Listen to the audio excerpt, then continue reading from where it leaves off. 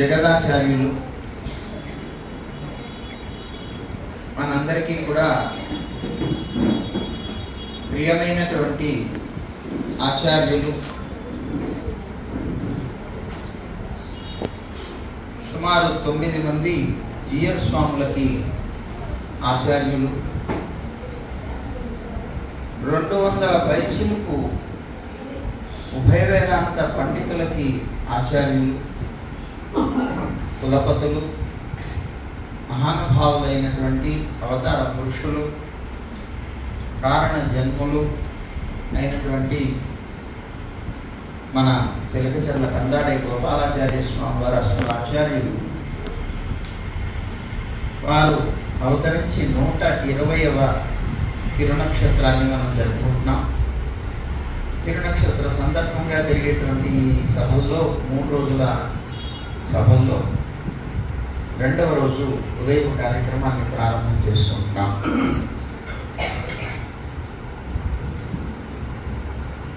మా స్వామి చాలా ఖచ్చితంగా ఉండేవారు.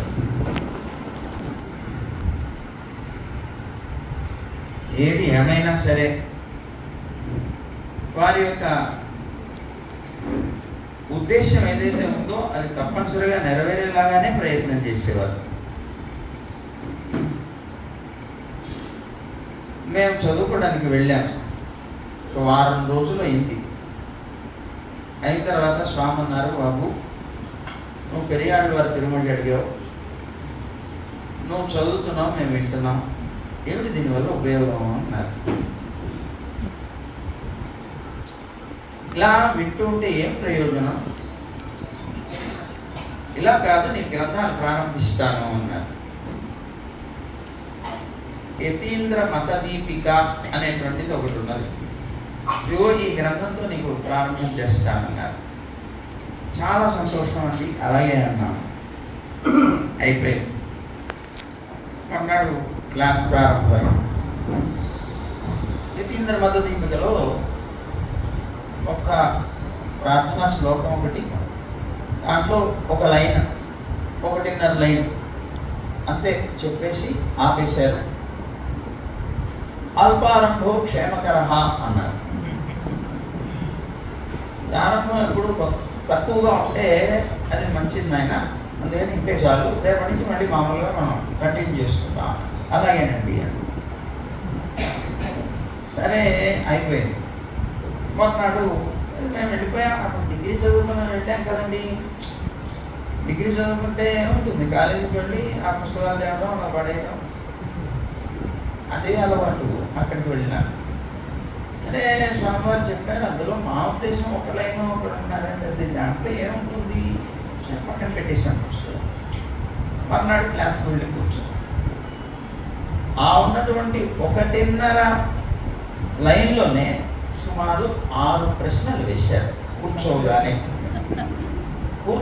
6 ప్రశ్నలు వేశారు.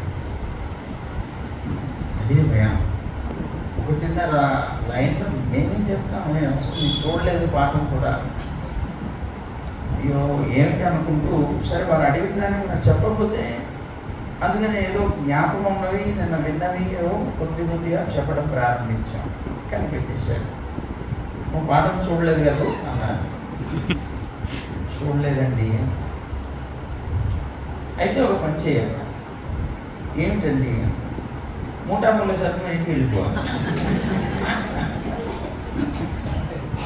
ఇదే మాట. 3 శాతం ఇంటికి వెళ్ళిపోవాలి. అయినప్పటికీ మనం ఒకసారి ఆశ్చర్యపోయాడు. అది కదా అనుకున్నారు. నేను ఊరికే విడిపోయే వాళ్ళకి చెప్పనయ్యా, నాకున్నటువంటి నియమం అది. నా దగ్గర చదువుకున్నటువంటి వాళ్ళు మళ్ళీ 10 మందికి అందించగలిగితేనే వాళ్ళకి చెప్తాను తప్ప, ఊరికనే వచ్చి ఏదో కథలు విన్నట్టుగా వెళ్ళిపోయేటువంటి వాళ్ళకి నేను చెప్పను.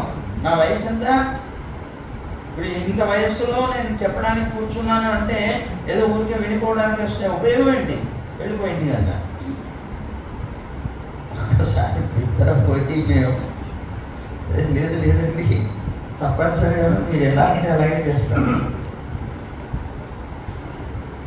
అంటే నువ్వు మరి 10 మందికి ఉజ్జీవన కలిగించడానికి మరి నేను చెప్పిందంతా మళ్ళీ ఇంకోటి చెప్పగలవా? తప్పనిసరిగా చెప్తాను. నాకేంటి నమ్మకం అన్నారు. అని వెంటనే చెయ్యి చాపారు. ఇలా చాపి వారి చేతిలో చెయ్యి వేయించారు, ప్రమాణం చేయించుకున్నారు. ఇలా చాపి వారి చేతిలో అలా ప్రమాణం చేయించుకున్నారు. చెప్పాను, ప్రమాణం చేసి తప్పనిసరిగా మీరు ఏది చెప్తే అది నలుగురికి చెప్పే ప్రయత్నం మీ వల్ల, మీ యొక్క అనుగ్రహంతోనే చేస్తాను. అప్పుడు ప్రారంభించారు. అప్పుడు ప్రారంభించి పాట చెప్పారు. యథార్థంగా మరి స్వామివారి దగ్గర చదువుకున్నటువంటి విద్యార్థులు ఎవరి దగ్గర కూడా ఇలా ప్రమాణం తీసుకొని ఉంటారేమో మాకు తెలియదు. శ్రీవాసం వారి దగ్గర మీరు చెప్పండి, మీరు భార్య లేరా, మీరు చెప్పచ్చు కదా అని వారి దగ్గర చెప్తానని ఒప్పించుకున్నట్లుగా తెలిసింది. తర్వాత మా చేతులు చేయి వేయించుకొని మరి ఇలా చెప్పించుకోవడం మాత్రం బహుశా మా దగ్గరేనేమో. ఎందుకంటే మేము ఇంగ్లీష్ చదువుకొని వచ్చాము, ఈ చదువుల్లో పెద్ద దానికి మాకేముంటుంది అని అనుకున్నారు బహుశా, అందుకని చేయించుకోవచ్చు. సరే, మొత్తం మీద అలా నిర్మోహమాటంగా ఏ విధమైనటువంటి సంకోచం లేకుండా ఆ శిష్యులని తయారు చేయడంలో ఒక అద్భుతమైనటువంటి పాత్ర ఆచార్యులు పోషిస్తారనడానికి వారి నిదర్శనం. మరి వారి యొక్క మంగళాశాసనం లేకపోతే మనం నిన్న చెప్పుకున్నాం, ఒక స్తంభం లాంటి వాళ్ళమే. మరి అది వస్తుదాముపయాతోహం యామునేయం నమామితం అని ఉడేవర్లు అనుకున్నట్లుగా ఒక వస్తువునిగా తయారు చేసినటువంటి వారు. ఆచార్యులు తయారు చేయకపోతే మనం లోకంలో ఏ విధంగానూ మసులుకోలేము, మనలేము. వారే తయారు చేసి ఒక శిల్పి వారు. అలాంటి అద్భుతమైనటువంటి శిల్పి మన స్వామివారు, మహానుభావులు. అలాంటి ఆచార్యుల యొక్క శిష్యులు అవ్వడం చాలు నా జన్మకి ధన్యత అని మేము భావించుకుంటాం. ఎప్పుడు కూడాను గర్విస్తూ ఉంటాము.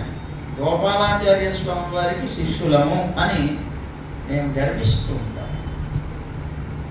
అలాంటి ఆచార్యులు దొరకడమే కష్టం. జ్ఞానం అనుష్ఠానం ఇవైనంతరాగవేవుడైనాన గురవయ్యడైందక్కాలి. జ్ఞాన అనుష్ఠానాలు రెండు కూడా పరిపూర్ణంగా కలిగినటువంటి మహానుభావులు వారు. అలాంటి మహానుభావుల యొక్క తిరునక్షత్ర సందర్భంగా మనం కార్యక్రమాన్ని జరుపుకుంటున్నాం. ఇలాంటి మన భాగ్య విశేషం చేత మనకి అష్టాక్షర సంపత్కుమార్ రామానుజీ స్వామి వారు తిరండి వారు ఏం చేసి ఇక్కడ మనకి అందరికీ కూడా వారి యొక్క అనుగ్రహ భాషణాన్ని ఇవ్వడం కోసంగా ఏం చేశారు. వీరు చాలా సన్యాసాశ్రమం తీసుకోవడం పూర్వమే మాకు పరిచయం. కానీ వారు అప్పుడు చాలా అష్టాక్షరి జపాదులు చేసి మంచి అనుష్ఠాన పరులుగా ఉండి ఆ తర్వాత సన్యాసాశ్రమం తీసుకున్నారు. తీసుకున్న తర్వాత కూడా సుమారు 108 లక్ష్మీనారాయణ యాగాలు ఇప్పుడు అందులో చివరిది బృందావనంలో చేస్తున్నారు. ఆ 108 కూడాను దివ్య దేశాలన్నింటిలోనూ చేసుకుంటూ వచ్చారు. చాలా వైభవపేతంగా మన విజయవాడలో, అలాగే అభినవ భూతపురి కాదు మేల్కోట అని చెప్పుకునేటువంటి ఉల్లిపాలెంలో ఉన్నటువంటి స్వామి కైంకర్యం చేస్తూ చాలా అద్భుతంగా ఆ నిర్మాణం, దానికి సంబంధించిన దాన్ని రెనోవేషన్ కూడా చేశారు, దాన్ని ప్రతిష్ఠ చేశారు, చాలా వైభవంగా చేశారు. కార్యక్రమాలన్నీ చేసి చాలా చక్కని ప్రవచన ధరితో అందరినీ కూడాను అందరి యొక్క హృదయాలు తడుపుతున్నారు. అలా ప్రచారం చేస్తూ శ్రీ వైష్ణవ శ్రీని లోకమంతా కూడా వ్యాప్తి చేస్తున్నటువంటి మహానుభావులు అష్టాక్షరి సంపత్కుమార్ రామానుజీ స్వామి వారు వారి యొక్క అనుగ్రహ భాషణాన్ని అనుగ్రహించవలసిందిగా ప్రార్థిస్తున్నారు.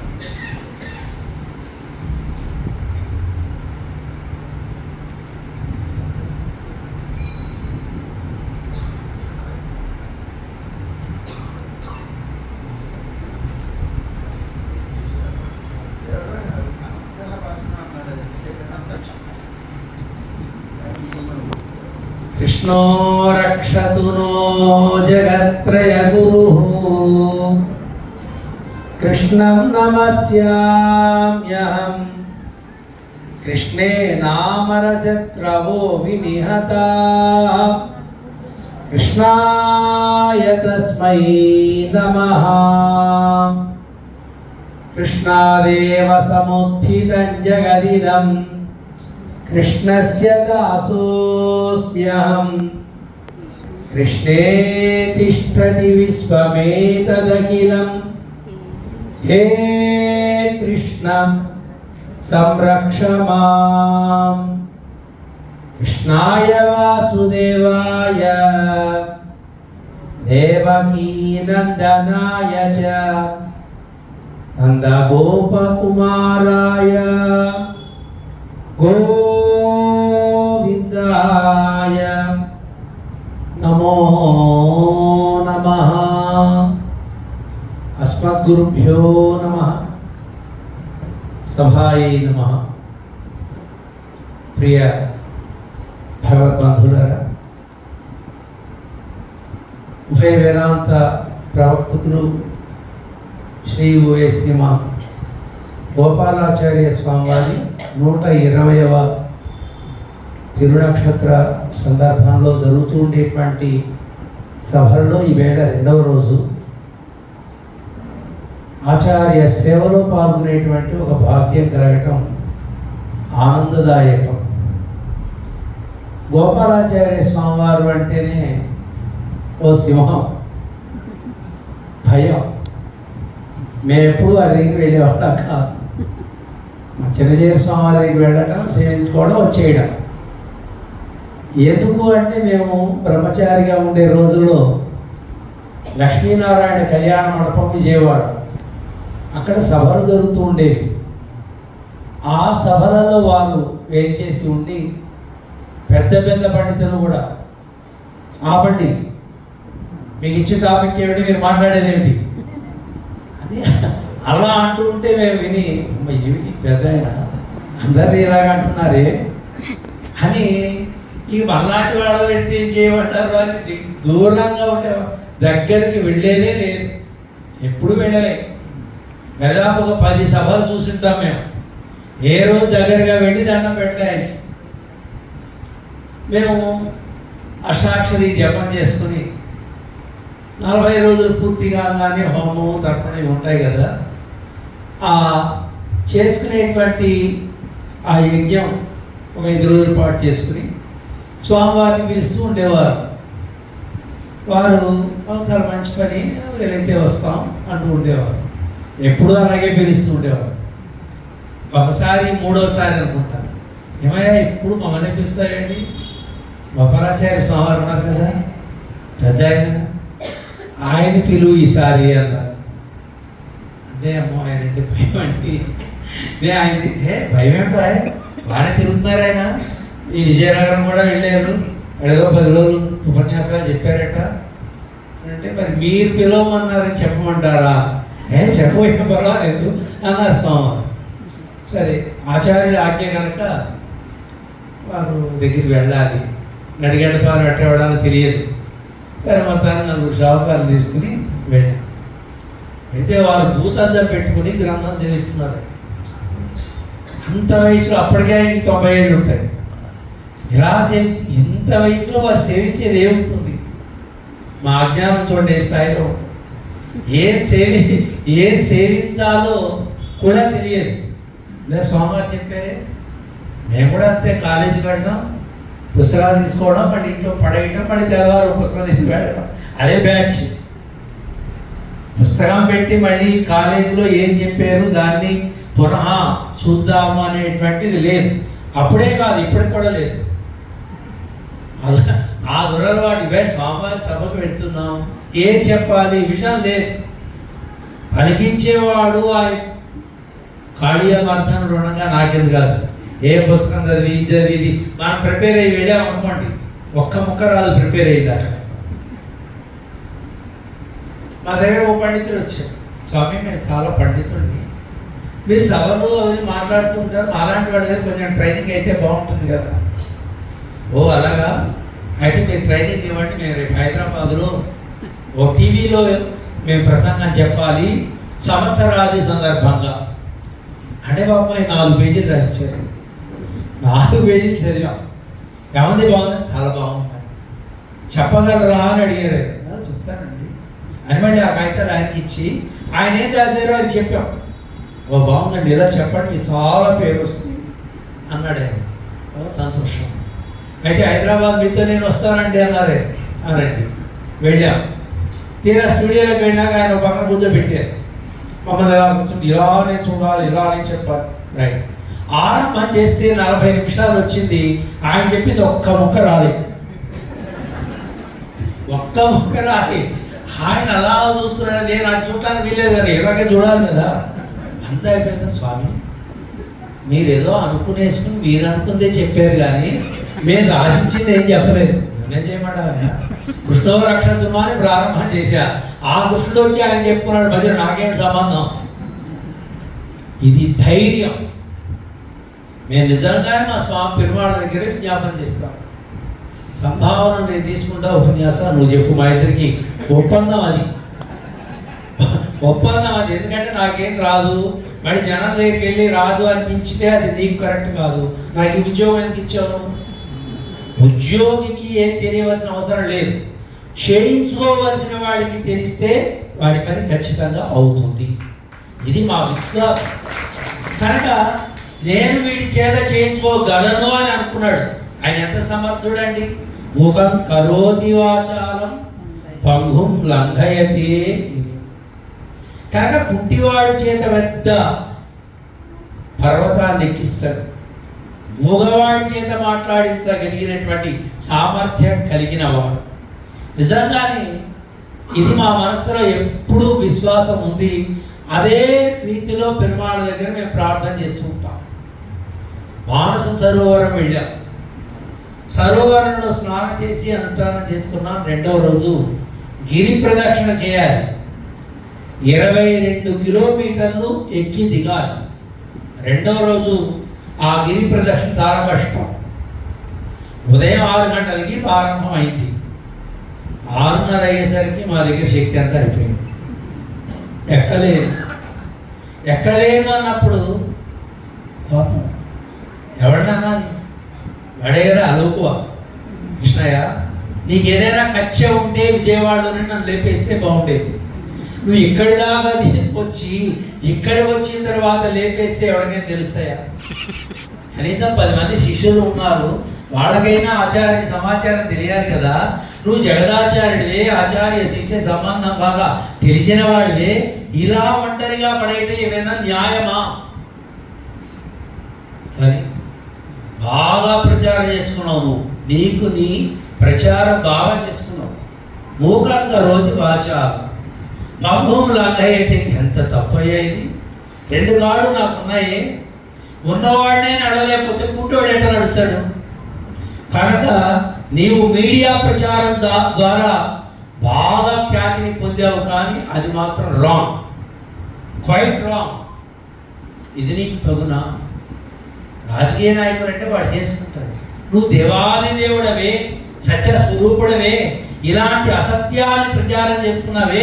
2 కాళ్ళు ఇచ్చి నా చేత నువ్వు నడిపించలేకపోయావంటే ఆ శ్లోకం తప్పే అని కృష్ణుడి మీద పడింది మా మనస్సు. నడవలేకపోతున్నాను. ఇంతకీ అరగంట అయింది ప్రయాణం. అంటే రద్దుతా అనుకుంది, అమ్మో ఇంత పడ నేను ఎక్కాలా, భయం. అలా అనుకుని అలా కూర్చొని హా హా హా అంటూ మళ్ళీ లేవడం, మళ్ళీ కూర్చోవడం, మళ్ళీ లేవడం, ఇదే పని. 10 నిమిషాలు కూర్చున్న తర్వాత నోరుంది కదా అని పిచ్చిగా వాక్కు, నిన్ను కొండ ఎవరు చూడమన్నారు అన్నాడు స్వామి. కొండ ఎవరు చూడమన్నారు నిన్ను? అంత ఎత్తును చూసి నువ్వు భయపడిపోయి నడవలేక నన్నంటావా అన్నాడు స్వామి. అయితే నాదే తప్పు అని చెంపలు వేసుకున్నాం. తలకాయ ఉంచుకుంటూ నడుస్తున్నాం. కొండ చూడొద్దు అన్నాడు కదా. ఓ అరగంట అయిన తర్వాత కొండ పైకి చూడొద్దు అన్నాడు కానీ కింద చూడొద్దు అన్నాడు స్వామి అని మళ్ళీ కిందకి చూస్తాం. ఓ అమ్మో ఇక్కడి నుంచి దారితే నేనే వెళ్ళిపోతాను, మళ్ళీ భయం వేసింది. మళ్ళీ ఏమన్నా అన్నాం అనుకోండి, కిందకి ఎవడు చూడమన్నాడు అంటాడు. కనుక కింద చూడద్దు, పైన చూడద్దు, మార్గం మాత్రమే చూసుకుందాము అంటూ నడిచాము. నడిస్తే అందరికంటే ముందు ఉదయం 6 గంటలకి ఆరంభమైన మా పాదయాత్ర సాయంత్రం 6 గంటలకి దిగేశాం. అందరికంటే ముందు మాతో పాటు 120 మంది వచ్చారు. అందులో గుర్రాలు ఎక్కేవాళ్ళు, డోలీలు ఎక్కేవాళ్ళు, మంచి మంచిగా ఏదో పెద్ద డబ్బాలాగా ఉంది, ఆ డబ్బాలు తాగేవాళ్ళు. మా ముందు రోజు ట్రైనింగ్ ఇచ్చారు, స్వామీజీ ఈ డబ్బాలు మీరు గంటకు ఒకటి తాగండి. అలాంటి మేము ఏ డబ్బా తాగం, వాడు తీసుకెళ్తాడు, లేకపోతే లేదు. అస్సలు ప్రసక్తే లేదు. ఒక మందు బేడ వేయడం కానీ ఒక డ్రింక్ తాగడం కానీ చేయలేదు.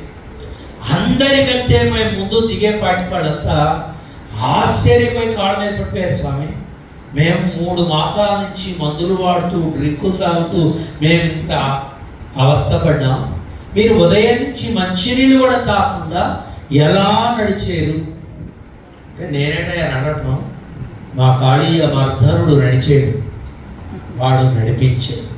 ఇదే విశ్వాసం. ఈ విశ్వాసంతో గోపాలాచార్య స్వామి దగ్గర వెళుతుంటే గుండె డబల్ కొట్టుకుంటుందండి. మామూలుగా కొట్టుకునే దానికంటే డబల్ కొట్టుకుంటుంది. సరే వెళ్ళిన తర్వాత ఎవరో వచ్చారండి విజయవాడ నుంచి, అష్టాక్షరి స్వామి అంట. అష్టాక్షరి స్వామి ఆయనవాడు అని వస్తున్నా వారు పెట్టుకొచ్చారు, దండం పెట్టారు. ఎవరు నువ్వు అన్నారు. నేను చిరంజీవి స్వామి వారి శిష్యుడండి, ఇలా అష్టాక్షరి మంత్రం జపం చేసుకున్నాను, ఇది 3వసారి దేవరవారి కార్యక్రమానికి ఆహ్వానిస్తాను. మీ చిరంజీవి గారు చెప్పాడా అన్నారు.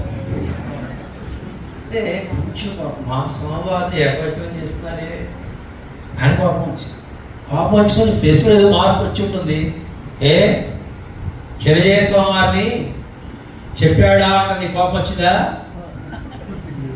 గమనించారు. చిరంజీవి గారు నేను చేసిన బొమ్మ, ఇలాంటి బొమ్మను చాలా తయారు చేశారు.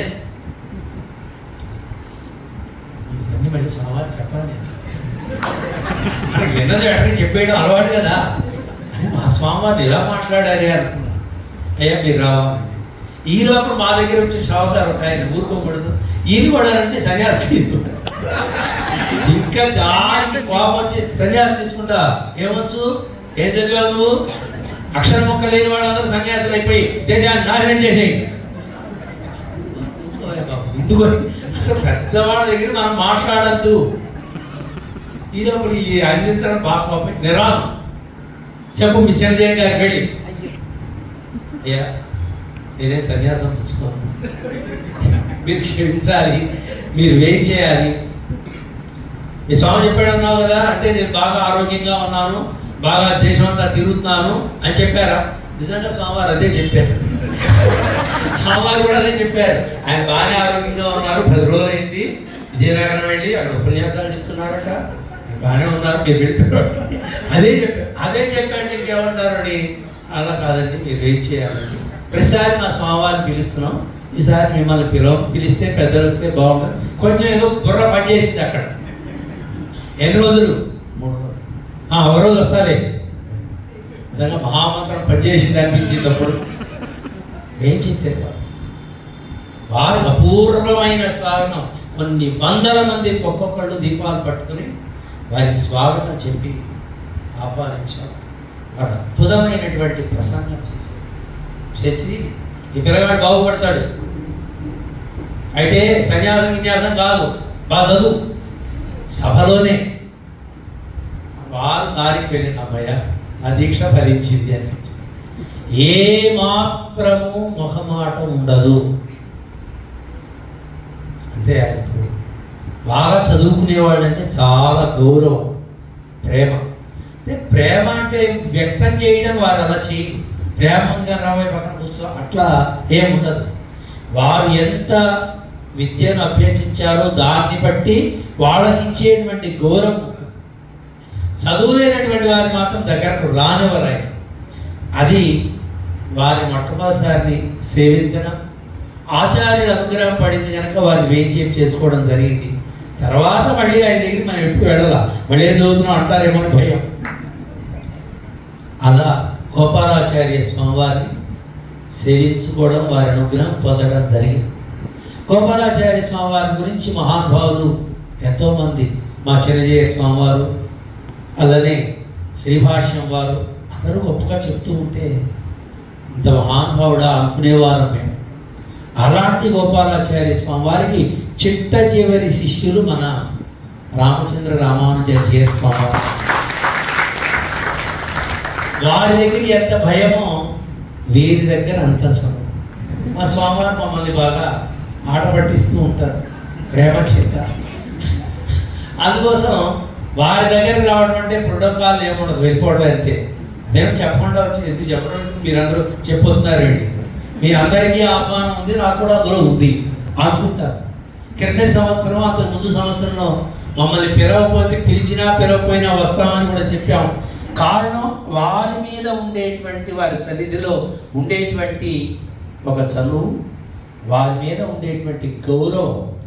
ఎంత చనువుగా ఉన్నా మేము ఎప్పుడూ కూడా వారి విషయంలో తేడాగా ఎక్కడ ప్రవర్తించాం, ప్రత్యక్షంగా కానీ పరోక్షంగా కానీ. అలానే వారు కూడా మమ్మల్ని అంత ఆదరంగా చూసేటువంటి అద్భుతమైనటువంటి పరమ ప్రపన్నులు రామచంద్ర రామానుజాచార్య స్వామి వారు. వారు మీరు రావాలి, మన తిరుపతిలో అన్నారు, మీరు రావాలి, మీ పేరు కూడా వేశాము అంటే మా ప్రసాద్ గారు ఆల్రెడీ చెప్పారు, వస్తున్నా స్వామి. ఈవేళ ఈ సభలోకి రావడం ఒక జన్మ సుకృతం. గోపాలాచార్య స్వామి వారి పేరు ఉచ్చరించడమే ఒక పవిత్రత. మరి ఆచార్యులకి అంత గొప్పతనం ఏమిటి? శ్రీ వైష్ణవ సంప్రదాయానికి ఆయన ఒక చిహ్నము.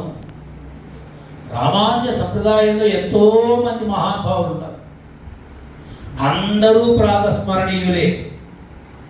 అయితే పూర్వంగా ఉండేటువంటి ఆచార్యుల్ని సేవించాలి కనుక అస్మద్దేశిక అస్మదీయ పరమాచార్య నసేగా గురువుని అంటూ స్మరిస్తాం తప్ప, ఆ గురు పరంపరలో ఉండేటువంటి ఆచార్య వైభవాన్ని పెద్దల ద్వారా ఎప్పుడైనా వినటమే తప్ప, వారిని ధ్యానించి మన మనస్సులో దగ్గరయ్యేటువంటి స్థితి మనలాంటి వాళ్ళకి ఏర్పడదు. ఆ ధ్యానం మనకి ఏర్పడాలి అంటే ప్రస్తుత కాలంలో సమకాలికులుగా ఉండేటువంటి ఆచార్యులు, వారికంటే కొంచెం పూర్వంగా ఉండేటువంటి ఆచార్య వైభవాన్ని మనం స్మరించగలుగుతాం.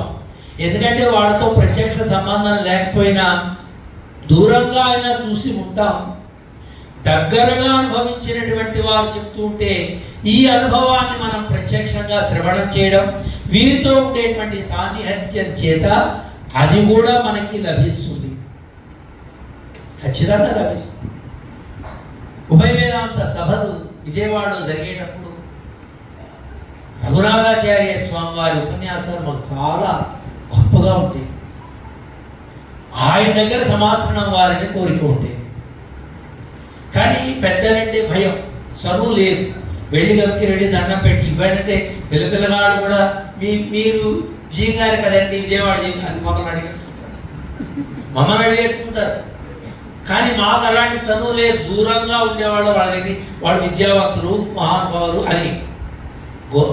మనకి ఈ రఘునాథాచార్య స్వామి వారి ఉపన్యాసాలు వినేవాడిని. ఆయన దగ్గర సమాశ్రయణం అవ్వాలని ఉండేది, కానీ ఆయన ఏ ఊళ్ళో ఉంటారో, సమాశ్రయణం చేస్తారో చేయరో, వెళ్ళాలి ప్రార్థన, ఇవేమి తెలియవు. కానీ భగవద్ అనుగ్రహం మా లోపల ఉండేటువంటి ఆర్తి క్రమంగా చాలా కాలం తర్వాత అప్పటికి మా సమాశ్రయణం అయిపోవడం, మా మంత్రానుష్ఠానాలు ఇవన్నీ బాగా సాగుతున్నాయి, 1-4 సార్లు. ఆ సందర్భంలో ఒక్కసారి వారు విజయవాడలో ఉంటే వారి దగ్గరికి వెళ్ళాం.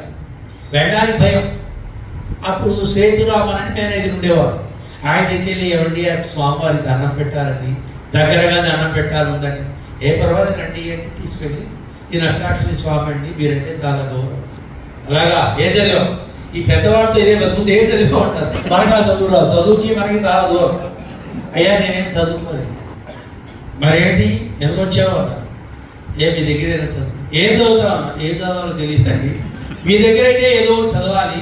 మంత్రోపదేశం పొందాలనుకున్నాను, కుదరలేదు. చిరంజీవి వారి దగ్గర మంత్రోపదేశం అయ్యాను. కానీ మీ సంబంధం కావాలి కనుక ఏదో గ్రంథం. అలాగా అయితే రేపు మధ్యాహ్నం 2 గంటలకు రా. వారు కూర్చోబెట్టింది ఎంత ఆప్యాయత. ఇంత మహానుభావులే ఈ దగ్గర నేను భయపడ్డాను, భయపడకుండా ఉంటే నా కోరిక తీరేదేమో ఆనాడే. ఈనాటికి గ్రంథాలన్నీ అయిపోయాయేమో అని ఆరంభం చేసిన నాడు అనిపించినటువంటి మా రఘునాథాచార్య స్వామి దగ్గర అసలు భయం ఉండదు. గోపాలాచార్య స్వామి దగ్గర భయం ఉంటుంది. ఆ స్వామివారు మాట చెప్పారు, మాకేం తెలియక మాకు విభక్తులని తెలుసని చెప్పారండి. నాకు విభక్తులు బాగా వచ్చని చెప్పారండి గోపాలాచార్య స్వామి వారి దగ్గర. పొరపాటున ఆయన అదే పట్టుకుని నీకు విభక్తులు వచ్చు కదా, ఇక్కడ నువ్వు అర్థం చేసుకో అని నెక్స్ట్ వాక్యానికి వెళ్ళిపోయేవారు. అక్కడేమో నాకు అర్థమయ్యేది కాదు. అయ్యా ఇక్కడ అర్థం కాదు, నీకు విభక్తులు వచ్చని అన్నావు కదా. అంత భయం ఆయన దగ్గర. కానీ రఘునాథాచార్య స్వామి చాలా శిష్యవాత్సల్యం బాగా ఆడికి ఉంది. కానీ చదువు విషయంలో అంత కఠినంగా ఉండటము అనేది, అలా ఉంటేనే విద్య వస్తుంది. అలాంటి మహాత్ములైనటువంటి ఆచార్య పరంపర. శ్రీ వైష్ణవ సంప్రదాయానికి అధిపతి ఎవరు? ఎవరిని చెప్పాలి? రామానుజుల వారిని చెప్దామా? యామునాచార్యుల వారిని చెప్దామా? చిన్నజీయ స్వామివారిని చెప్దామా? గోపాలాచార్య స్వామివారిని చెప్దామా? రఘునాథాచార్య స్వామివారిని ఎవరిని చెప్పాలి మనం?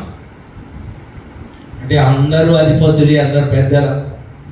కానీ నిజంగా ఏం చెప్పాలంటే ఎవరు ఆచరిస్తే వారే. సంప్రదాయం అనేది మన అందరిది.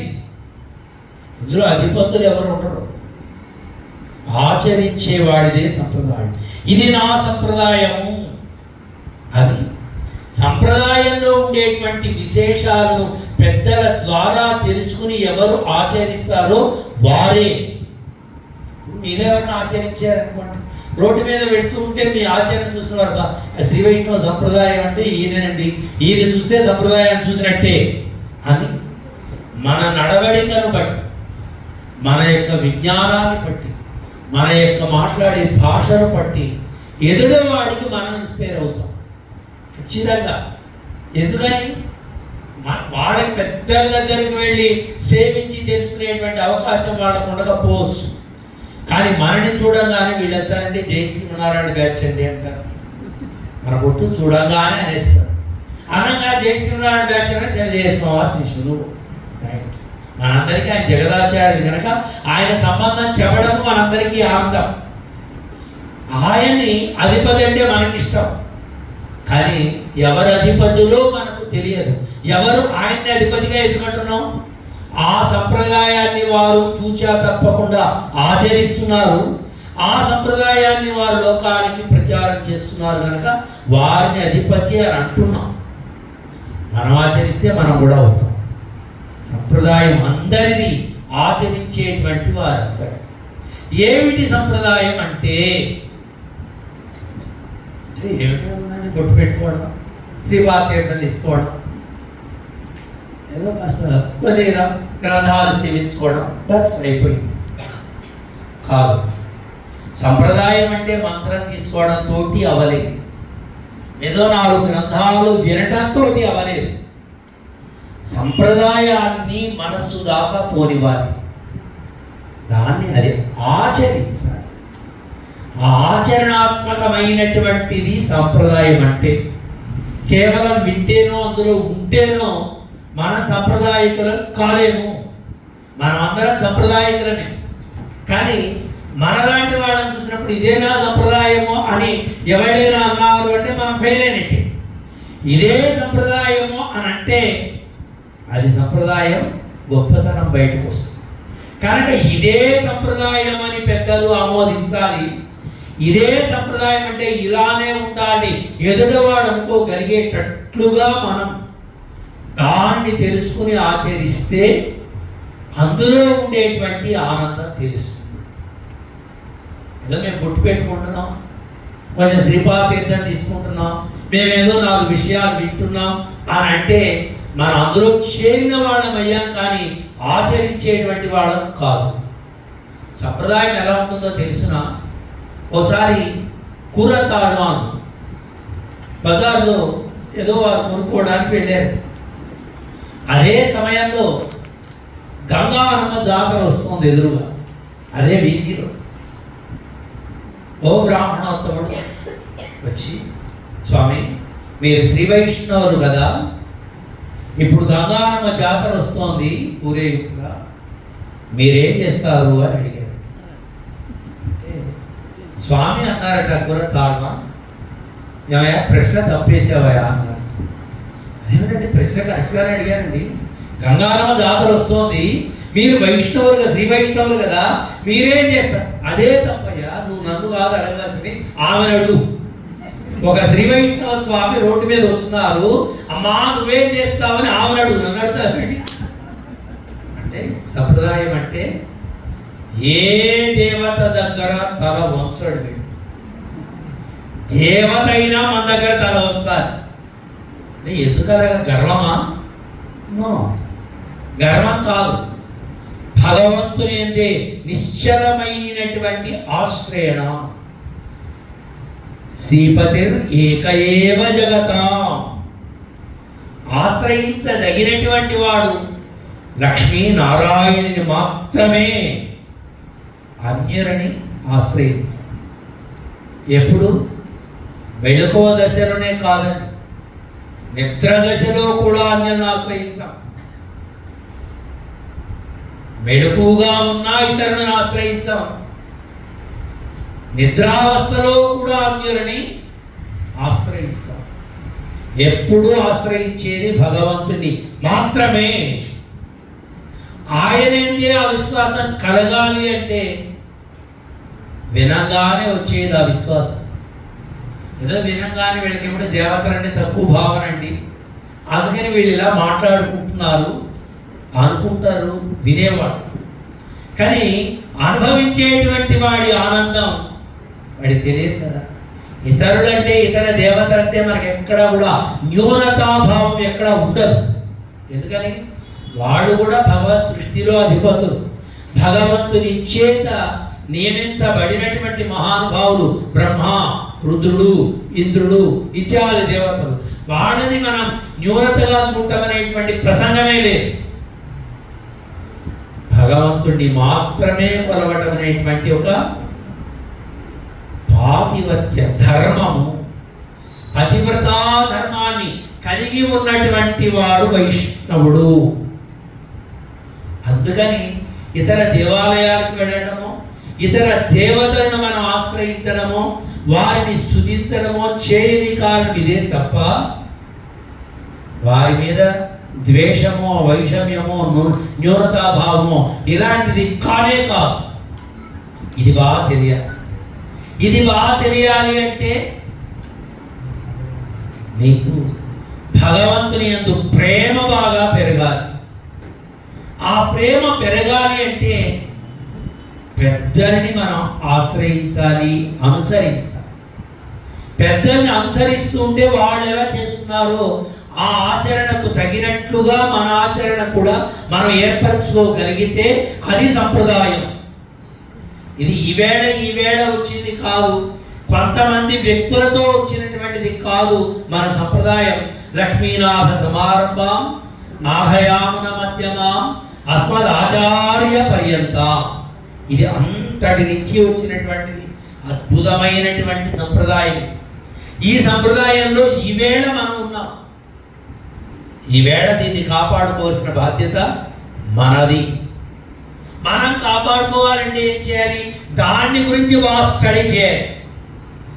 అందుకని ఎంతో మంది మహానుభావుల్ని దరిచేర్చుకొని సంప్రదాయ గ్రంథాలను ఉపదేశం చేసినటువంటి కులపతులు మన గోపాలాచార్య స్వామివారు. సమాశ్రయం అయితే చాలు, మీరు రండి కూర్చోండి, ఈ గ్రంథం వినండి, ఇది చదవండి, ఇది తెలుసుకోండి, మీకు తెలిసింది 10 మందితో పంచుకోండి. వారు మహిళల చేత కూడా గోష్ఠి చేయించేవారు. మధ్యాహ్నం వేళ మీరందరూ విన్నారు కదా, ఏం విన్నారో మీ మహిళా మండలి వాళ్ళంతా కూర్చొని మీలో మీరు చెప్పుకుంటూ మీరు గ్రహించినటువంటి విషయాన్ని స్మరించుకోండి. అంటే వారికి సంప్రదాయం మీద ఎంత శ్రద్ధ,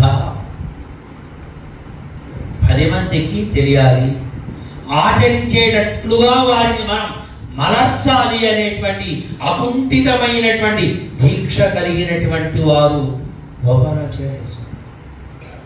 వారికి ఎప్పుడు గ్రంథావలోకనం, రాత్రి నిద్రపోయే వరకు కూడా గ్రంథాలు చదువుతూ ఉంటాడు. ఆయనకి అన్నీ తెలుసు కదా, ఇక్కడ చదవడం ఎందుకు?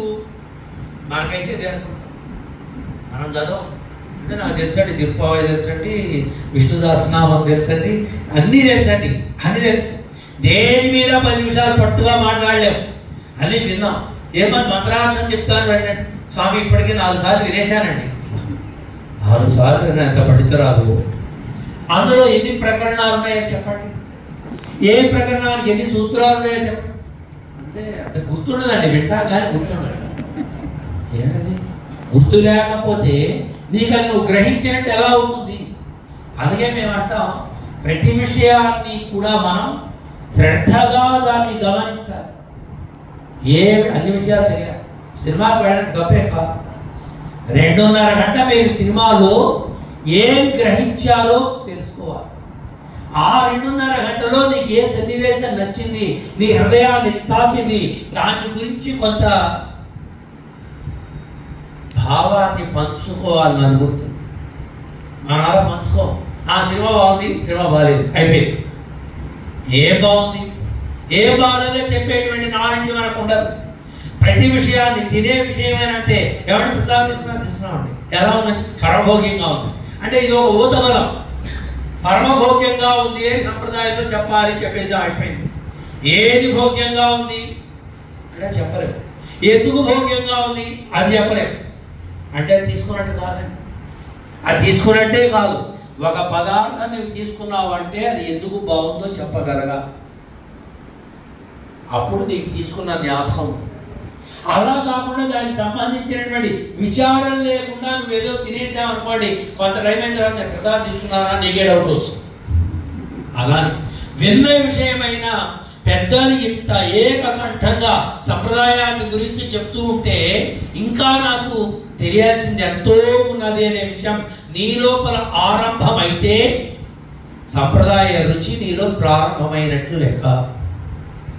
నేను చాలా మంది దగ్గర పెద్ద దగ్గరే విన్నానండి. చెప్తాము, మేము మన చాతుర్మాస్యంలో భాగవతాన్ని చెప్పాం, పోతన భాగవతాన్ని. మా ఊరిలో ప్రధానమైనటువంటి వ్యక్తి రావడం లేదు. రాకపోతే ఎవరో అడిగారు, ఏమంటే మీరు రావడం లేదంటే మీరు చాలా ముఖ్యమైన వ్యక్తి కదా, గోష్ఠిలో ప్రెసిడెంట్ కదా అంటే, పుస్తకం లేకుండా చెప్పే స్వాముల దగ్గరే విన్నామండి అంటాను. మరి మన స్వామివారే పుస్తకం చూసి చెప్తున్నారు, ఆ బొజ్జాలే మనకు నోటికి రావు, పుస్తకం చూసి చెప్తున్నాం. పుస్తకం లేకుండా చెప్పినటువంటి స్వాముల దగ్గరే విన్నాం భాగవతాన్ని. ఇప్పుడు పుస్తకం చూసి చెప్పిన స్వామి దగ్గర వినాలా అంటే అది ఆ సమాధానంలో ఎంత తప్పు ఉందో చూడండి. ఆచార్యుల్ని విమర్శ ఉంటుంది. 2 విన్నామండి అంటే వినగానే తెలిసిపోతుందా? అదేమన్నా భాగవతం ఏమన్నా 4 లైన్లు ఉండే గ్రంథం అది, 2000 పద్యాలతో కూడినటువంటి ఉద్గ్రంథం అది.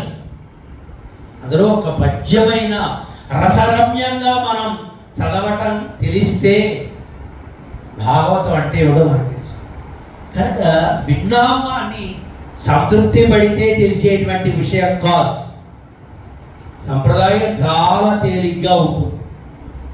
సంప్రదాయం చాలా గహనమైనది, తేలిగ్గా ఉంటుంది, కానీ అది ఎంత లోతైనదో తెలియదు. ఈవేళ మనకి సంప్రదాయ లోతు తెలియదు. నేను ఈవేళ అంతా సంప్రదాయం గురించే మాట్లాడతాను. స్వామివారు ఆపేయండి అనేదాకా.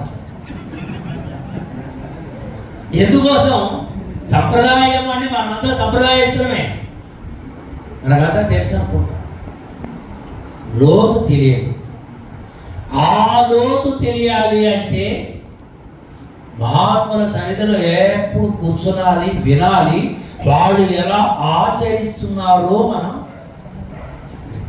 అంటే మనసుతోటి గ్రహించాలి, కళ్ళతోటి గమనించాలి, చెవులతోటి వినాలి. ఈ 3 కరణాలు బాగా పనిచేయాలి. అలా చేస్తూ చేస్తూ చేస్తూ ఉంటే 4 విషయాలు తెలుస్తాయి. అప్పుడే మేము సమాశ్రయం అయ్యాము, చక్కగా శ్రీపాతీర్థం తీసుకున్నాం, మంత్రం జపం చేసుకుంటున్నాం, ఇవన్నీ మనం అనుకుంటాం. కానీ మన సంప్రదాయం లోతుకు వెళ్ళడానికి ఒక స్టెప్ కూడా తెగలేదు అని నేను చెప్పగలను. మన నాయనమ్మను ఒకసారి జ్ఞాపకం చేసుకోండి, మన తాతగారులను ఒకసారి జ్ఞాపకం చేసుకోండి. వాడు సంప్రదాయాన్ని ఆచరించింది నిప్పుల మీద నడిచినట్టుగా నడిచారు. వాడు మాట్లాడితే మడి ఆచారం. ఈవేళ అసలు ఆ 2 శబ్దాలు ఎక్కడ వినపట్టాల. మడి అనే మాట వినపట్టలేదు, ఆచారం అంతగానే వినపట్టలేదు. మా ఉపన్యాసంలో మేము ఎక్కువ మీరు ఉల్లిపాయ తినద్దు అని చెప్తూ ఉంటాం. ఉల్లిపాయ ఎక్కడైనా అదే చెప్తాం, ఉల్లిపాయ తినద్దు అంట. అంటే ఒకసారి అడిగింది, స్వామి మీరు ఎప్పుడూ ఉల్లిపాయ తినద్దు అంటే అది తింటే అంత తప్ప, అంత తప్ప అని ఇప్పుడు మీరు వేస్తున్నారు. కానీ గొంతు చేస్తుంది ప్రతిసారి ఉల్లిపాయ వద్దు ఉల్లిపాయ వద్దు అని చెప్తూ ఉంటే ఈవేళ అంటే కాదు స్వామి మీరు చెప్తుంటే బాధ అవుతుంది, కానీ అది లేకపోతే మాకు నడవదు నాయన. మరి మీరు అదే చెప్తూ ఉంటే మేము ఎంత తప్పు చేస్తున్నామో అనిపిస్తుంది. భయం వేస్తుందా నీకు? ఆ భయం వేస్తుంది, భయం వేస్తుంది కానీ దాన్ని వదిలే కదా. వదలలేదు నాయన, ఏమి వదలలేకపోతే సంప్రదాయం కట్టకూడదండి. శ్రీ వైష్ణవ సంప్రదాయం అంటే త్యాగం. Note this point. త్యాగము లేకపోతే సంప్రదాయానికి మనం అనర్హులం. త్యాగానికి ప్రతి రూపము భగవద్ రామానుజం. ఎంత రూపం? నిలువెత్తు రూపం కదా.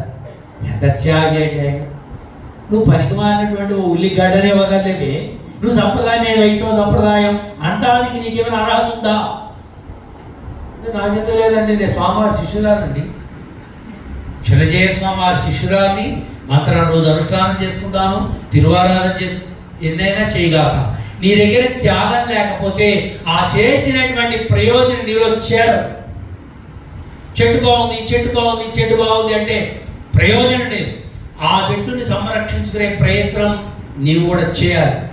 దానికి నీరు పోయడము, దానికి ఏదైనా పట్టినటువంటి చీడ వదలడానికి ఏదో మందు కొట్టడము, దానికి ఇచ్చినటువంటి ఫలాన్ని పెరుమాళకు సమర్పించడము, అది ఇచ్చినటువంటి పుష్పాన్ని ఆచార్యుల సన్నిధిలో సమర్పించడం, దాన్ని వాడుకోవడం కాదండి, దాన్ని సంరక్షించుకోవడం కూడా తెలియాలి.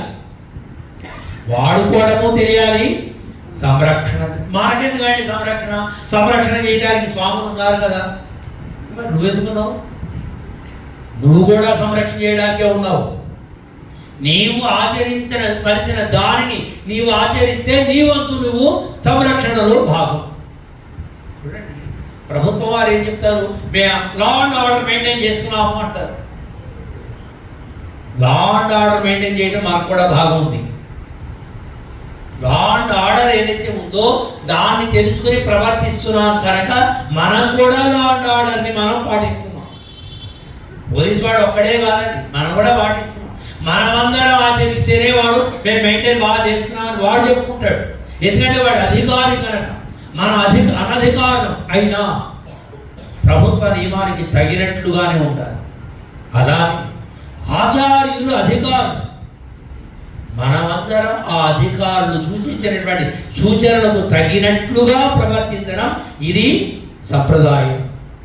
ఇది ఈవేంటిది కాదండి, అనాది సిద్ధమైనది. అందుకనే దానికి రూల్ పెట్టారు,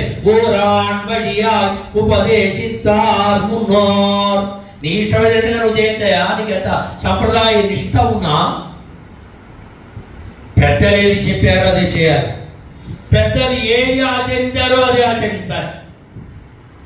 ఇవేనా మేము ఈ విషయాన్ని గురించి మాట్లాడటానికి కారణం, సంప్రదాయానికి ఒక చిహ్నము మన గోపాలాచార్య స్వామి వారు అంటూ ఆరంభం చేశారు కనుక వారి తిరునక్షత్రం చేయడానికి మనకెప్పుడు అర్హత వస్తుంది? ఇది బాగా గమనించాలి. మహాత్ములు మన రామచంద్ర జీఎస్ స్వామి వారు తిరునక్షత్రం చేయడానికి వారు అర్హులు, వారే అర్హులు. వారు కాదు, వారే అర్హులు. మరి మనకుందా? నేను కూడా కొంచెం లోపల ఇలా అనుకుంటున్నాను. గోపాలాచార్య స్వామి వారి తిరునక్షత్ర సభలో మాట్లాడటానికి నాకు అర్హత ఉందా? ఎవరికి వాళ్ళ మనం ఆలోచన చేయాలి. ఈ సభలో కూర్చోడాలి అంటే దానికి అర్హత ఉండాలి. ఆచరణే అర్హత. అర్హత అనేది మంత్రోపదేశంతో అందరికి వచ్చేసింది. కానీ ఆచరణ లేకపోతే మనకున్నటువంటి అర్హత కాస్త క్యాన్సిల్ అవుతుంది. అర్హత ఉన్నది కదా అని ఇష్టం వచ్చినట్టుగా ప్రవర్తించకూడదు. మన దగ్గర ఆధార్ కార్డు ఉంది అంటే ఈ దేశానికి, ఈ దేశంలో నేను పౌరుణ్ణే. ఆధార్ కార్డు ఉంది కదా, నువ్వు పిచ్చి పిచ్చి వేషాలు వేసావు అంటే నీ ఆధార్ కార్డు రద్దు చేస్తానని తీసుకెళ్ళి ఆపరేస్తాను. అలానే వైష్ణవ సంప్రదాయంలో నువ్వు ఉండడానికి నీకు ఆచార్యుల యొక్క మంత్రోపదేశం ద్వారా ఆధారం వచ్చింది. ఆచరణ ద్వారా దాన్ని మనం దక్కించుకోవాలి కదా. ఆ ఆచరణ మనలో తెలియడం కోసమే రామానుజుల వారి తిరునక్షత్ర సభలు, గోపాలాచార్య స్వామి వారి తిరునక్షత్ర సభలు, చిన్నజయ స్వామి వారి తిరునక్షత్రం, ఇవన్నీ మనం ఎందుకు చేస్తున్నాం? వారి పుట్టినరోజు చేసుకోవాలని ఆచార్యకి ఎప్పుడైనా ఉంటుందా? ఈ సందర్భంలో అయినా 10 మంది చేరితే వారికి సంప్రదాయాన్ని గురించినటువంటి 4 మాటలు చెప్దాం, ఆచరణ యోగ్యులుగా వాళ్ళని తయారు చేద్దాము అని. అయ్యా మీ తిరునక్షత్రం మేము చేస్తామంటే కానీ అంటారు. వాళ్ళకేమి ఇష్టమే కాదు. 10 మంది చేరితే 10 మంది మహాత్ములు చేరి ఈ వచ్చినటువంటి వారికి దిశానిర్దేశం చేద్దాము సంప్రదాయానికి సంబంధించినటువంటి విషయాన్ని అని ఆచార్యులు తిరునక్షత్రం చేసుకోవడానికి ఆమోదించే కారణం అని. గోపాలాచార్య స్వామి వారు పరమపదంలో ఉన్నా ఇక్కడ మనం వారి తిరునక్షత్రాన్ని చేస్తున్నామంటే వారు అక్కడి నుంచి చూస్తూ ఉంటారు, వింటూ ఉంటారు. అష్టాక్షరి స్వామి వారు ఏమైనా ఒక శ్లోకమైన చదివాడా, ఒక మాత్రమైన చెప్పాడా? ఏం చెప్తున్నాడు ఈయన నా తిరునక్షత్ర సభలో ఉండడానికి ఇతనికి అర్హత ఉందా చూస్తూనే ఉంటారు స్వామివారు. కారణం అక్కడ పెద్దలు ఉంటారనే విశ్వాసం మన దగ్గర ఖచ్చితంగా ఉంది. ఉన్నారు. అక్కడ ఉన్న వాళ్ళు ఎందుకు చూస్తారంటే ఖచ్చితంగా చూస్తారు. మనం చూడకపోతే మన బిడ్డలు, మన సంప్రదాయకులం కదా. ఆలోకం నుంచి వారు మంగళాశాసనాలు ఖచ్చితంగా అందిస్తేనే మనం ఇది చేసుకోగలుగుతాం. లేకపోతే ఈ రకమైనటువంటి సభా నిర్వహణ కుదరదు. ఒకవేళ కుదిరినా ఇక్కడ వచ్చి కూర్చునేటువంటి అవకాశం ఉంటుంది. గుంటూరులో ఉన్న సంప్రదాయకులు అందరూ వచ్చారా ఇక్కడికి? రాలేదు. సంప్రదాయంలో ముఖ్యులు కూడా నాకేం కనబట్టలే ఇక్కడ. వాళ్ళకి ఏవో పని ఉండొచ్చు. అయితే మేమేమంటాం, గోపాలాచార్య స్వామి అనుగ్రహం వారి మీద పడలేదేమో, వారి ఇక్కడ రాలేదనుకుంటాం. ఇది వాస్తవం. ఎన్ని పనులున్నా ఒకసారి వచ్చి గోష్ఠికి దండం పెట్టి వెళ్ళాలి. మనం అదే పిల్లలు చెప్తాం, వచ్చి దండం పెట్టిపోరా, నువ్వేం కూర్చోవద్దు, నువ్వేం వినదు అని పిల్లగాళ్ళు చెప్తున్నావా? ఎందుకోసం? సభలో ఉన్నటువంటి పెద్దలకు ఒక్కసారి నువ్వు దండం పెడితే వారు ఇలా అంటే ఈ సభా నిర్వహణ ద్వారా ఇక్కడ ఉన్న వాళ్ళకి వచ్చేటువంటి పూర్ణమైనటువంటి అనుగ్రహం వచ్చి దండం పెట్టిపోయిన వాడికి కూడా కలుగుతుంది. పరమమైన విశ్వాసం. ఈ విశ్వాసానికి తగినటువంటి ఆచరణ దగ్గరికి పెడదాం. మన పెద్దలు నిప్పులతోటే వారి ఆచరణ చేశారు. పెరుమాళకి తయారు చేసినటువంటి ప్రసాదాన్ని ఆ గిన్నె ఎవడైనా తోమితే ఆ తోమినటువంటి గిన్నె మీద పసుపు నీళ్లు చల్లి అందులో నిప్పులు వేసి మళ్ళీ దాన్ని కడిగి మళ్ళీ వీళ్ళు లోపల పెట్టారు. ఇలాంటి పనులు మనం ఏం చేస్తున్నాం?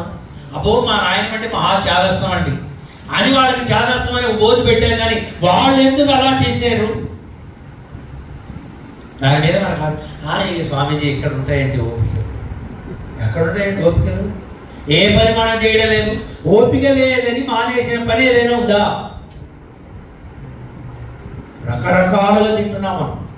నిజంగా వాళ్ళకంటే ఎక్కువ తింటున్నాం. ఎన్ని రకాలు కదా.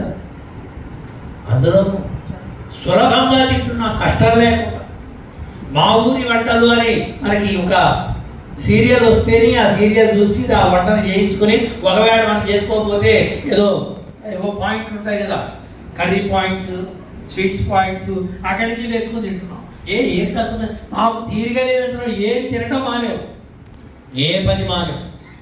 దీని మీద నీకు శ్రద్ధ తగ్గింది కనుక వాళ్ళలాగా మనం ఆచరించలేకపోతున్నాం. కానీ వాళ్ళు ఎందుకు అలా చేశారు అని నీవు కనుక బుద్ధి పెడితే ఇప్పటికీ పూర్వులు ఎలా చేశారో అలానే చేసేటువంటి స్వామీజీలు ఉన్నారు, చేసేటువంటి మహాత్ములు ఉన్నారు.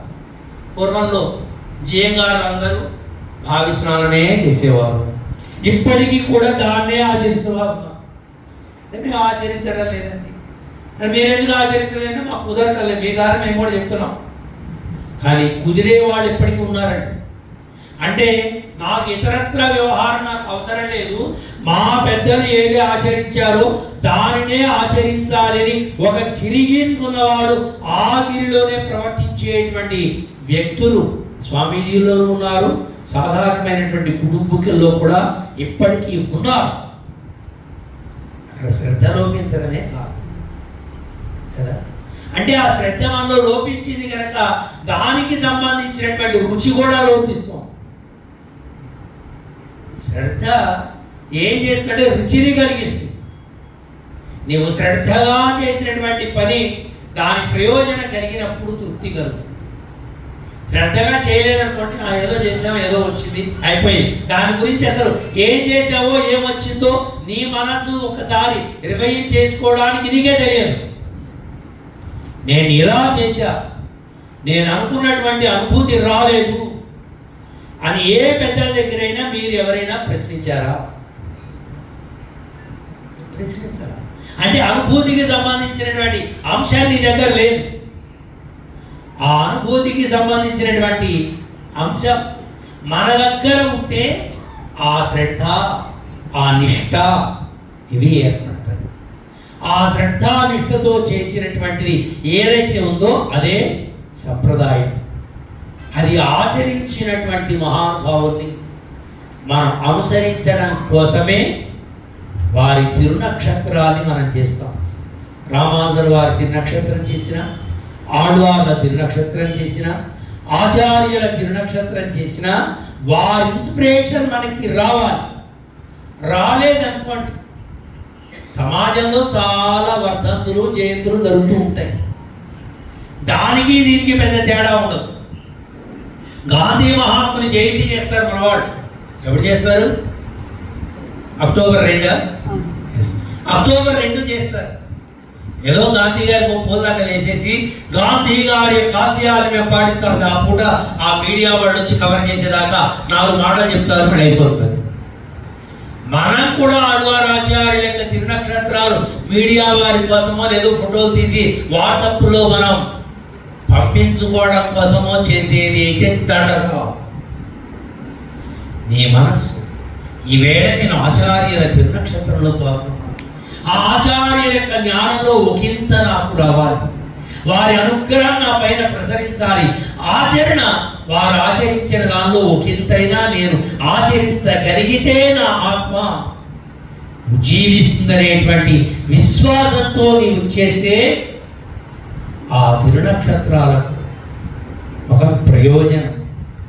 కానీ ఈవేళ తిరునక్షత్రం ఒక పడిగట్టుగా, తిరునక్షత్రం అంటే తిరుమంజనం చేయడం, ఓ ప్రబంధం సేవించడం, ఓ ప్రసాదము తీర్థము గోష్ఠి వాడుతున్నాం అని చెప్పేయడం, బస్ అయిపోయిందని. తిరునక్షత్రం ప్రమాణంగా చేసేవాడి ఫోటో చూపిస్తుంటాం పక్కవాడికి. నీవు ఈ తిరునక్షత్రానికి నీవే పొందావు, నేను ఏ అనుభూతిని పొందానో పంచుకోండి.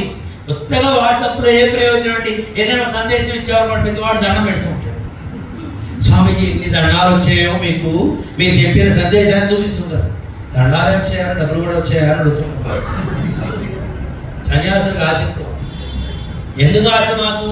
మీరు ఎక్కువ ధనం ఇస్తూ ఉంటే ఆ ధనంతో ఇంకా సంప్రదాయాన్ని ఏవో ఏదో మేము పెద్దల దగ్గర నేర్చిన దాన్ని విన్నదాన్ని ఇంకా లోకానికి వినిపించాలి, జరిపించాలి అని ఆశ ఎక్కువ. లేదంటే డబ్బులు ఎవరు పంపిస్తారు? అంతా ధనాన్ని పంపించారు. ఒళ్ళు మండిపోతున్నాం. ఎందుకు దండం పెట్టావో మంచిదే, ఎందుకు దండం పెట్టావో ఉండాలి కామెంట్. స్వామీజీ మీ సందేశం విన్నాం, మాకు హృదయంగా ఉంది, మనస్సుకు ఆనందం కలిగింది. ఇదివరకు ఈ విషయాన్ని విన్నా, ఇదివరకు ఒక అనుభూతి కలిగింది, ఇప్పుడు ఒక అనుభూతి కలిగింది అంటూ నీ మనసు ఏది ఆస్వాదించిందో అది పెట్టాలి, కానీ దండం పెట్టడం ఏమిటండి? ఈ దండాలతో ఏడో ఉరుగుతుంది. నీ హృదయంలో కలిగినటువంటి భావాన్ని ఒక వాక్యంలో మాకు పంచుకుంటే, ఓ ఇంకా మనం వీరికి అందించాలి, ఇంతమంది ఆర్తులు ఉన్నారు, గ్రహించేవాళ్ళు ఉన్నారు అనేటువంటి ఆలోచన మాకు ఏర్పడుతుంది. కనుక ఎప్పుడైనా మీరు ఎవరితో అయినా మీ హృదయ భావాన్ని పంచుకోండి, కానీ ఏదో బాగుంది ఓకే అంటాం, లేదంటే ఇలా ముద్ర పెట్టడం, లేదంటే దండాలు పెట్టడం, ఇలాంటివి కావు. హృదయంలో నీ స్పందన చెప్పాలి, ఆ స్పందన మనకు కలగాలి.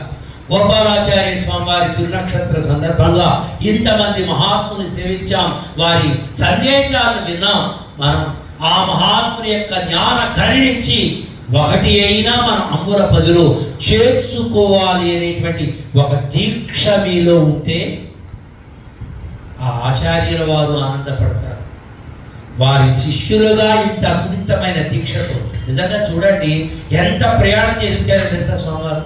తిరుమల నుంచి వచ్చేది, తెల్లవారితే సభ, తెల్లవారుజాము 4 గంటలకు వచ్చేది, మళ్ళీ నిత్య వ్యవహారం అంతా చేసుకుని సభ ఆరంభం చేసి. ఎందుకు ఆచార్యుడికి ఇంత కష్టం? వారికి శ్రమ అనిపించదండి. మీరు గ్రహిస్తున్నారు అనుకుంటున్నారు, గ్రహించినప్పుడు నిజంగా ఇదేమవుతుంది? శ్రమ అవుతుంది.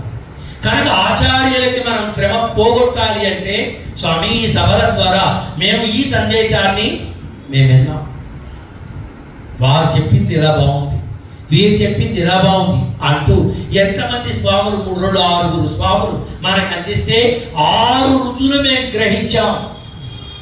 6 స్వాముల ద్వారా 6 రుచులను మేము గ్రహించాం. సంప్రదాయంలో ఇంత విశేషం ఉన్నదా అని మీరు గ్రహించినటువంటి దాంట్లో ఒక్క వాక్యాన్ని ఆచార్యుల చరణ సన్నిధిలో విజ్ఞాపన చేసుకోగలిగితే ఈ సభని ఇంకా బాగా చేయాలి, ఇంకా ఎక్కువ రోజులు చేయాలి, ఇంకా ఎక్కువ మంది భక్తులకు మన యొక్క సంప్రదాయ సౌరభాలు అందించాలి అనేటువంటి శక్తి ఆచార్యుల్లో ఏర్పడుతుంది, నిర్వాహకుల్లో ఏర్పడుతుంది. కనుక మంచి అద్భుతమైనటువంటి కార్యక్రమాన్ని మీరు చేస్తున్నారు. ఆచార్యుల తిరునక్షత్రాన్ని జరగడం ద్వారా ప్రత్యక్షంగా చేసినటువంటి ఆచార్యుల యొక్క మనో వికాసాన్ని మీరంతా గ్రహిస్తున్నటువంటి భాగ్యవంతులు. ఇలానే గోపాలాచార్య స్వామి వారి తిరునక్షత్రం ఇలా జరుగుతూ ఉంటుంది. మా రామచంద్ర రామానుజ జిఎస్ స్వామి వారు సంపూర్ణమైనటువంటి ఆరోగ్యంతో శతాధిక సంవత్సరములు ఇలానే మనందరికీ జ్ఞాన బోధ చేయాలి, చేయిస్తూ ఉండాలి, ఇలాంటి సంప్రదాయ సభలు నిర్వహిస్తూ ఉండాలి. వారి సేవలో మీరు బిడ్డ తరాన భాగవత ఆచార్య కైంకర్యంలో మీరంతా తరించాలి అని మేము అనేక మంగళాశాసనాలు చేస్తూ గడియారం వచ్చి వీడు జరిపారు. ఓ సిగ్నల్ వచ్చింది. ఇంకా ప్రవచనం చేయవలసిన మహాత్ములు ఉన్నారు. కనుక మాకు ఇచ్చినటువంటి అవకాశాన్ని మేము సద్వినియోగం చేసుకున్నాము. మహానుభావుడైనటువంటి జ్ఞాన నిధి అయిన గోపాలాచార్య స్వామివారికి ఒక హృదయ పుష్పం వారి సన్నిధానంలో సమర్పించుకున్నాము అని భావించుకుంటూ ఈ అవకాశం కలిగించినటువంటి ఆచార్య స్వామివారి యొక్క శ్రీచరణాల విందాలలో దాసోహాలు సమర్పిస్తూ, అలానే ఈ కార్యక్రమాలు నిర్వహిస్తున్నటువంటి కమిటీ సభ్యులు మా వరప్రసాద్ గారు, మా శ్రీనివాస్ గారు, ఇంకా కమిటీ సభ్యులు ఎవరైతే ఉన్నారో అందరి పేరున మేము వారికి మంగళాశాసనం చేస్తూ జై శ్రీమన్నారాయణ.